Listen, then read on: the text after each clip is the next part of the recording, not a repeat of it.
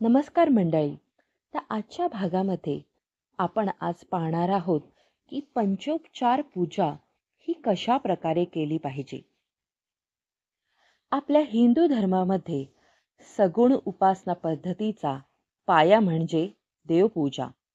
घरी येणाऱ्या अतिथीचे स्वागत जसे आपण आदरपूर्वक करतो, तसेच देवांचे सुद्धा आपण यथासांग असे आदरपूर्वक पूजन हे केले पाहिजे. त्यामुळेच देव आपल्यावर प्रसन्न होतो आणि आपल्याला भरभरून आशीर्वाद देतो अशी मान्यता आहे.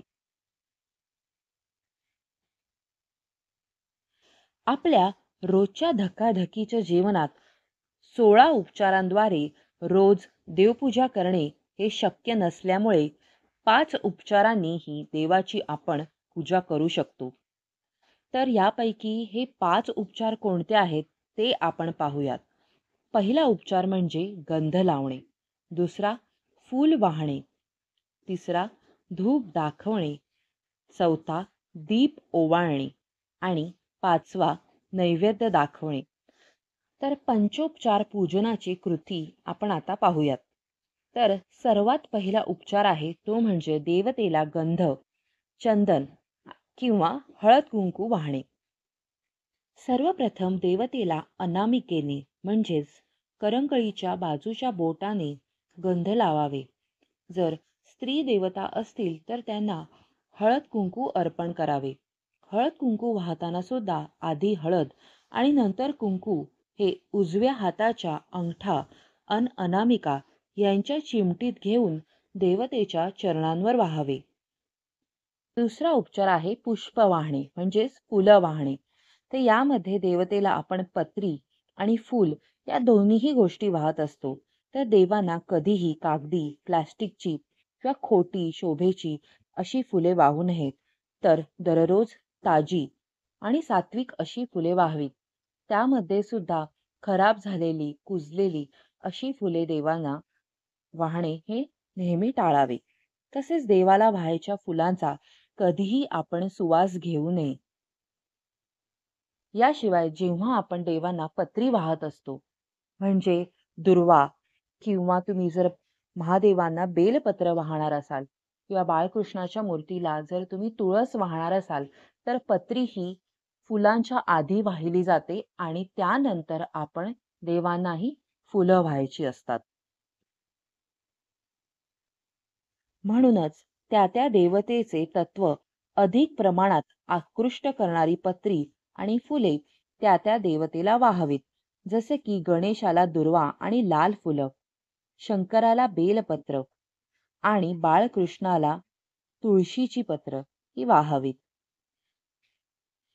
देवतेच्या डोक्यावर फुले वाहण्याऐवजी चरणांवर वाहावीत.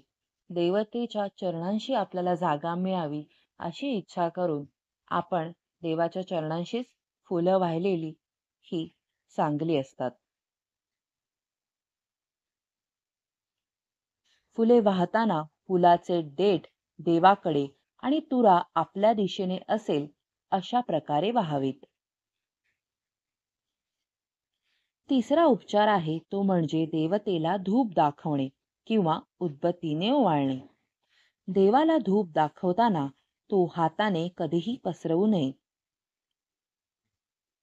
धूपानंतर त्या त्या देवतेचे तत्व जास्त प्रमाणात आकृष्ट करून घेऊ शकतील अशा गंधाच्या उदबत्त्यांनी त्या त्या देवाला ओवाळावे.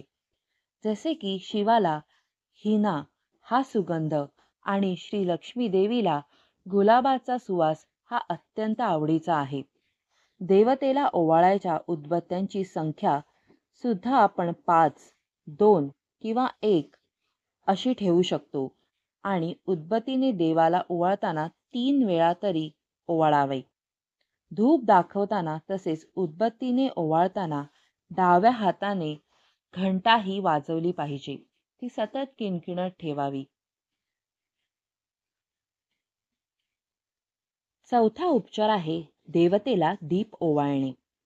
देवाला निरांजनाने घड्याळाच्या काट्याच्या दिशेने 3 वेळा सावकाश ओवाळावे. याच वेळी डाव्या हाताने घंटी वाजवावी. दीप प्रज्वलित करताना तेलाच्या दिव्याने तुपाचा दिवा कधीही लावू नये.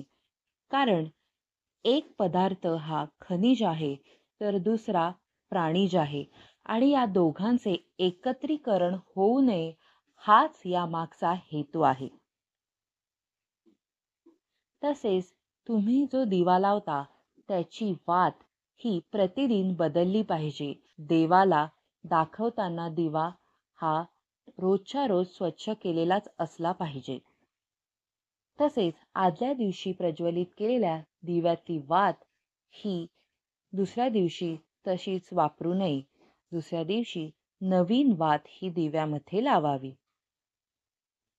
तसेच तेलाचा दिवा हा आपल्या उजव्या हाताला लावावा आणि तुपाचा दिवा हा आपल्या डाव्या हाताला लावावा. देवांची आरती करताना तुपाचा दिवा हा वापरून आपण देवाची पूजा करू शकतो. तसेच जेव्हा आपण औक्षण करायचे असते, आपल्या घरातील आपल्या मोठ्यांचे किंवा लहान मुलांचे जेव्हा औक्षण करतो, तेव्हा तुपाचा दिवा वापरू नये.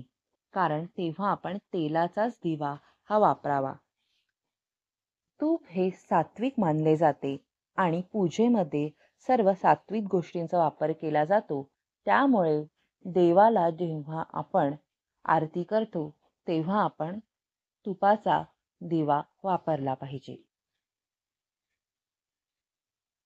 तेच आपण घरातील आपल्या ज्येष्ठ व्यक्ती किंवा लहान मुलांचे जेव्हा औक्षण करतो किंवा भाऊबीजेला आपल्या भावाचे जेव्हा औक्षण करतो, तेव्हा तेलाचा दिवा हा वापरतात. पंचोपचारामधील शेवटचा आणि महत्त्वाचा उपचार आहे तो म्हणजे देवतांना नैवेद्य दाखवणे. नैवेद्यासाठी पदार्थ बनवताना तिखट, मीठ किंवा तेल यांचा वापर अल्प असा करावा आणि तुपासारख्या सात्विक पदार्थांचा वापर हा अधिक प्रमाणात करावा.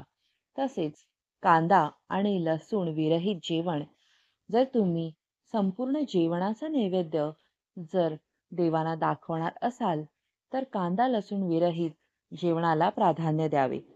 नैवेद्य दाखवण्यासाठी केळीचे पान घ्यावे. नैवेद्यासाठी सिद्ध केलेल्या पानात कधीही मीठ वाढू नये.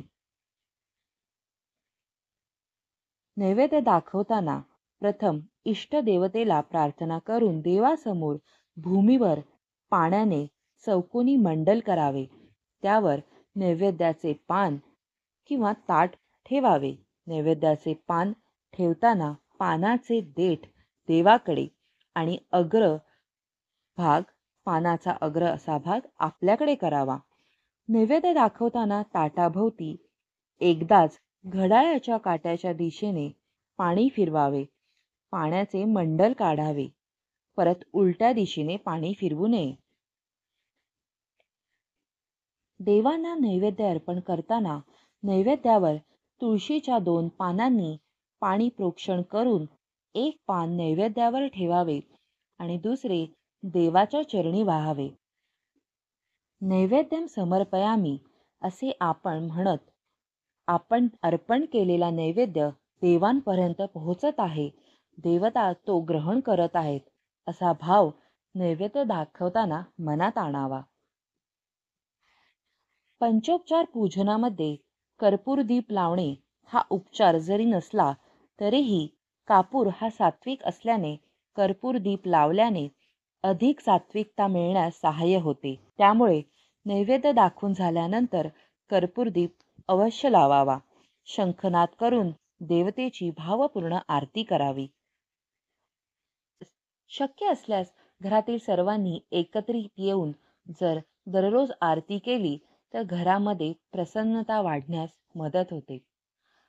तर मंडळी, तुम्हाला ही आजची माहिती कशी वाटली हे कमेंट्समध्ये मला नक्की सांगा. पुढल्या भागात भेटूया एका नवीन विषयासह. तोपर्यंत लो बसाव मित्रांनो. धन्यवाद.